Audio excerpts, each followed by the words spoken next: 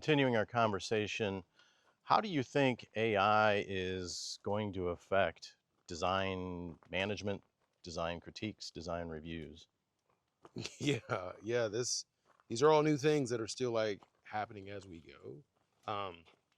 I think it'd be interesting seeing critiques, right? Like now, I've had designers who are starting to like rapidly prototype things, and they're like, "Hey, here's a table that I'm prototyping, or here's like a data visualization, and like let's toy around with it, see how it works."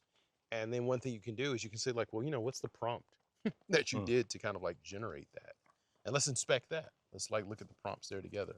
And so I think that's something that will be increments that wasn't there before. For some people, it depends on how the team worked, right? Um, I do think that a lot of teams will just they may expect teams to move a little bit more quickly for certain things. Like AI is really good at like synthesizing data, Mm-hmm. and it's there's some tension there because some folks use AI a bit more, and some folks want to kind of reserve certain skills that they had. It might be like data synthesis. Like you could be running. So, for instance, AI is really good at like synthesizing like a whiteboarding exercise and like Mm-hmm. taking the post-it notes. But the whole purpose of that whole exercise was like to really like look at those post-it notes as a team and come up with those realizations all together, Right. right? But you could totally use AI to do it for you, and then those insights are never really the team never really aligns. It's like it did it for me. There's this information here, and that knowledge isn't really like locked in. And so I think as a team, you'll have to determine like what level of speed do you want to move at to either get these insights, get their prototypes out there, and kind of like do the work. Do you still want to do all of the grunt work that comes with the design?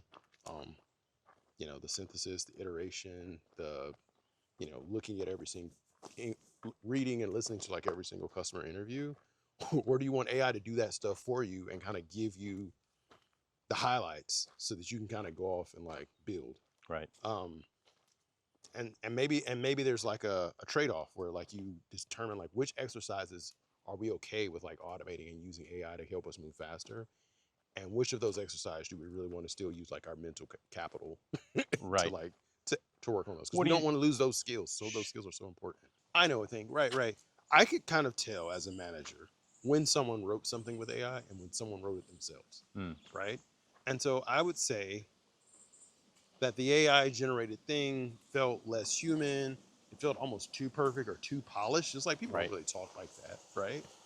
And so if you're going to use that copy or that content, it's not really going to resonate with humans. It's going to look artificial, right?